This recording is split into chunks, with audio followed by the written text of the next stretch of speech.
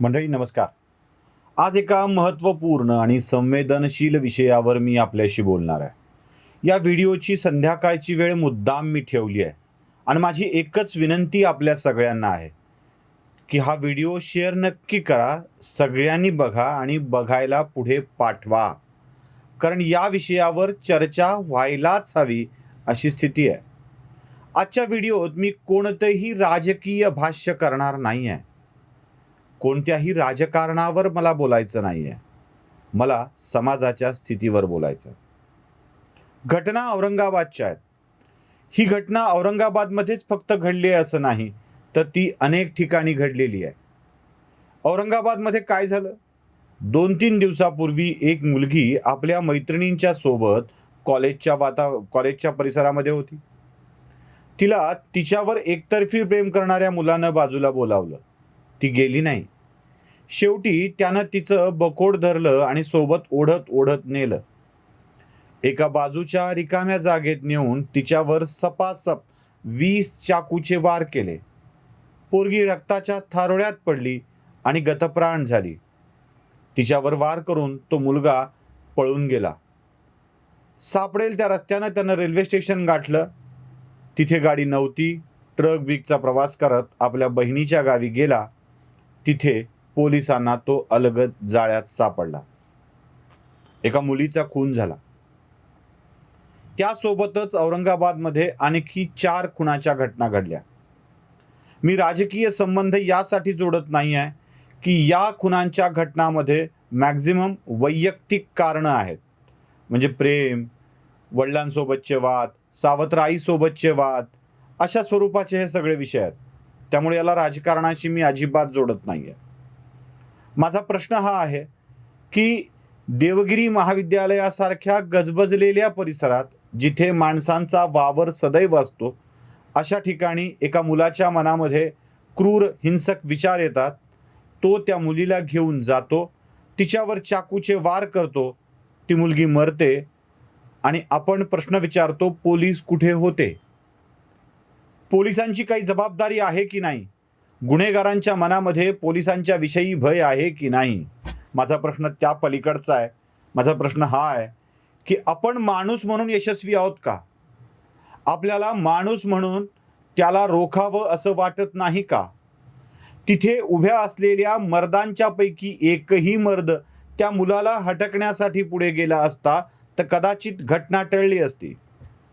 मेणबत्त्या लावून निषेध व्यक्त करणारे आम्ही, एखादा शांती मार्च काढणारे आम्ही, RIP पोस्ट करणारे आम्ही, आमचं हे रिप रिप करणं जोपर्यंत चालू आहे आणि जोपर्यंत आम्ही काही कृती करत नाहीत, तोपर्यंत अशा कितीतरी मुली मारल्या जातील. त्या गर्दीतला एकही माईचा लाल पुढे आला नाही, ही माझी, आपली सगळ्यांची खंत आहे. त्याचे CCTV फुटेज आता बाहेर येऊ लागल्यात. CCTV फुटेजमध्ये लोक आपल्या घराच्या आतून बघताना दिसत आहेत. लोक तुम्हाला तिथे थांबलेले, थबकलेले दिसत आहेत. पण एकही जण जाऊन पुढे काही करत नाही, ही खरी खंत आहे. यावरही मी बोलणार आहे, लोक असं का वागतात. त्याआधी मला तुम्हाला काही घटना सांगायच्या. ही एकच पिढी अशी नामर्दासारखी वागते आहे असं नाही आहे. अनेक वर्षापूर्वी उल्हासनगरला रिंकू पाटील नावाच्या मुलीला परीक्षागृहात जाळून मारण्यात आलं. त्यावेळी देखील परीक्षागृहातले विद्यार्थी, तिथे परीक्षेसाठी असणारे प्राध्यापक, शिपाई सगळेच तिथे हजर होते. तरीही रिंकू पाटीलला मारणाऱ्या माणसाचं धैर्य बघा. त्यानं ते केलं कारण त्याला ठाऊक होतं की हा समाज नपुंसक आहे, षंढ आहे. तो आपल्याच लेकीला वाचविण्यासाठी पुढे जात नाही. जी गोष्ट उल्हासनगरची, तीच गोष्ट अहमदपूरची. अहमदपूरच्या महात्मा गांधी महाविद्यालयाच्या समोर पूनम गंभीरे शेळके नावाच्या मुलीला असंच भोसकून ठार करण्यात आलं. महाविद्यालयाच्या प्रांगणात भर दिवसा, जिथे शिकण्यासाठी तरुण पोरं होती. ज्या महाविद्यालयाचे प्राचार्य रिटायर्ड कॅप्टन होते, जिथे प्राध्यापक होती आणि तिथूनच जाणाऱ्या नांदेड लातूर रस्त्यावरची वाहतूक देखील सुरू होती. पूनम गंभीरे शेळके तडफडत तडफडत प्राण सोडत होती. आम्हाला एकालाही तिला वाचविण्याचं धैर्य झालं नाही. ही आमच्यातली खरी माणुसकी आहे का? अमृता देशपांडेचं खून प्रकरण घ्या, तिलाही असंच भर चौकात मारण्यात आलं. अशा कितीतरी मुली एकतर्फी प्रेमाचा बळी या समाजातील लोकांच्या समोर होत आहेत. समाज थंड आहे, समाज शंड आहे आणि आरोप मात्र पोलिसांच्यावरती करतोय. सत्ता कोणाचीही असू दे, राज्य कोणाचंही असू दे, पोलिसांची संख्या मर्यादित आहे. आम्हालाच आमचं रक्षक होऊन हात थांबवता आला पाहिजे, पण आम्ही थांबवत नाही आहोत. ही खरी खंत आहे मंडळी. लोक असं का वागतात? लोक पुढे का जात नाहीत? का थांबवत नाहीत? का दोष देतात? त्याचंही कारण मी तुम्हाला सांगणार आहे. जेव्हा जेव्हा आम्ही महाराष्ट्रातल्या पोलिसांच्या सोबत संवाद साधण्याचा प्रयत्न करतो, तेव्हा तेव्हा पोलिसांच्या विषयीची एक आस्था आमच्या मनात निर्माण होत नाही. पोलीस म्हणजे दडपशाही करणारा, दाब टाकणारा, शिव्या देणारा, BCMC या शब्दांच्या पासून बोलायला सुरुवात करणारा आणि नको त्या ठिकाणी अडकवणारा, अशी आमच्या सगळ्यांची धारणा झालेली आहे. माझी महाराष्ट्रातल्या पोलिसांना देखील हात जोडून विनंती आहे. ही यंत्रणा लोकांसाठी निर्माण केली गेलेली आहे. चांगल्या लोकाला सज्जनपणाने आणि शांतपणे निर्भयपणे राहता यावं यासाठी निर्माण केलेली आहे. राज्यातलं पोलीस बल हे सामान्य माणसाला शांतपणे राहता यावं यासाठी आहे. राजकारण्यांना वाटेल तसा वापर करू देण्यासाठी नाही. सामान्य माणसांवर भीती बसावी यासाठी पोलिसांची यंत्रणा नाही, तर ती सामान्य माणसाला दिलासा वाटावा यासाठी आहे. जर बसवायचीच असेल तर ती गुन्हेगारांवरती बसायला हवी, वाईट मनोवृत्तीच्या माणसांवरती बसायला हवी. हे महाराष्ट्रातल्या पोलीस दलाला कधी कळणार आहे? सामान्य माणसासोबतचं वर्तन पोलिसांचं कसं असावं याबाबतची पुन्हा एकदा नव्याने ट्रेनिंग देणं आवश्यक आहे. अपघातात, गुन्ह्यामध्ये जखमी लोकांना दवाखान्यात घेऊन जाणाऱ्या व्यक्तीसोबत कसं वागावं यासाठी कायदे करण्यात आले आहेत. न्यायालयाचे निर्देश आलेत. तरीही त्याच माणसाशी पुन्हा पुन्हा चौकशी होणार असेल तर सामान्य माणूस घाबरतो. पोलीस आपल्या दारी येऊ नये असंच त्याला वाटत असतं. पोलीस आपल्या घरी यावा, त्यानं आपल्याशी गप्पा माराव्यात, असं वातावरण महाराष्ट्राचे पोलीस कधी निर्माण करणार आहेत? महाराष्ट्राच्या सुदैवाने अनिल देशमुखांच्या नंतर मिळालेले गृहमंत्री वळसे पाटील हे सुज्ञ आहेत. अपेक्षा अशी आहे की पोलिसांचा राजकारणासाठी वापर न करता लोकांच्या मनात धैर्य येईल, पोलिसांच्या विषयी आस्था निर्माण होईल यासाठी प्रयत्न करणं आवश्यक आहे. पण ते आपल्याकडे होत नाही. ना राजकीय मंडळींची ती इच्छा आहे, ना महाराष्ट्रातलं पोलीस बल हे बदलायला तयार आहे. मी तुम्हाला औरंगाबादच्या घटनांचं एक संयुक्तपणे हे दाखवतो, म्हणजे एक विषय सांगतो, तो लक्षात घ्या की काय होतं नेमकं, कसं असतं.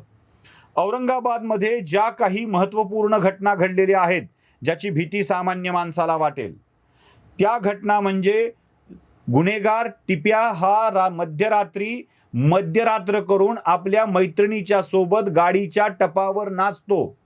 हा भाग त्याच पोलीस ठाण्याच्या हद्दीत येतो ज्या पोलीस ठाण्याच्या हद्दीमध्ये सातत्यानं खुनाच्या घटना घडत आहेत. इंदोरच्या त्या मुलाच्या, म्हणजे ते कुंकू लावणारा जो मुलगा आहे ना इंदोरचा, त्या मुलासारखे गुंड ज्या भागात निर्माण होत आहेत त्याच भागातलं पोलीस स्टेशन हे आहे आणि तिथे त्याचा खून होतोय.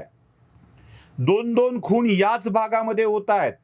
या सगळ्याचं कारण काय आहे? म्हणजे या मुलीची हत्या वेगळ्या पोलीस ठाण्याच्या हद्दीतली आहे, पण या सगळ्याचं कारण काय आहे?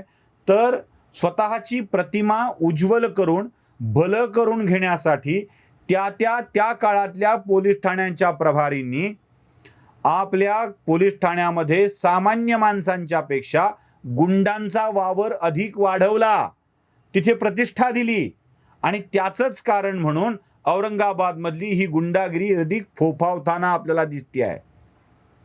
याला आपण थांबवणार आहोत का?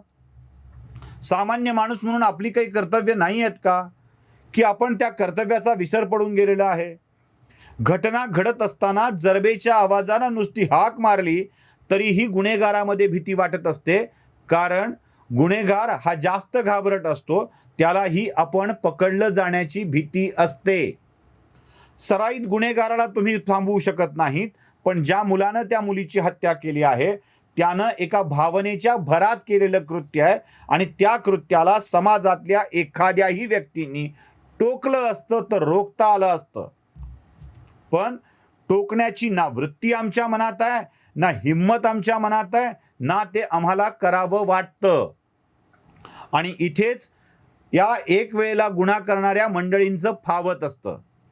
इथे त्यांचं धैर्य वाढत असतं, कारण त्यांना माहीत आहे समाज आपल्याला रोखणार नाही.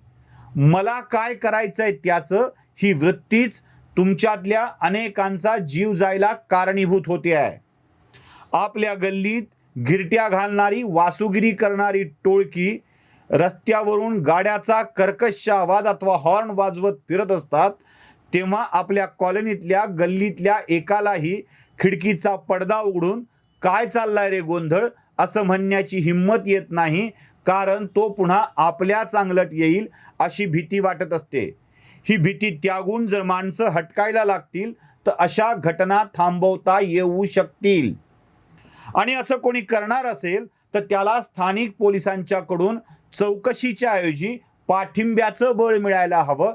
त्या पोलिसांनी त्या व्यक्तीला तशा स्वरूपाचं बळ द्यायला हवं. घटना औरंगाबादमध्येच फक्त घडतायत असं नाही, तर त्या सगळीकडे घडतायत आणि त्याचं कारण सामान्य माणूस शांत आहे, थंड आहे.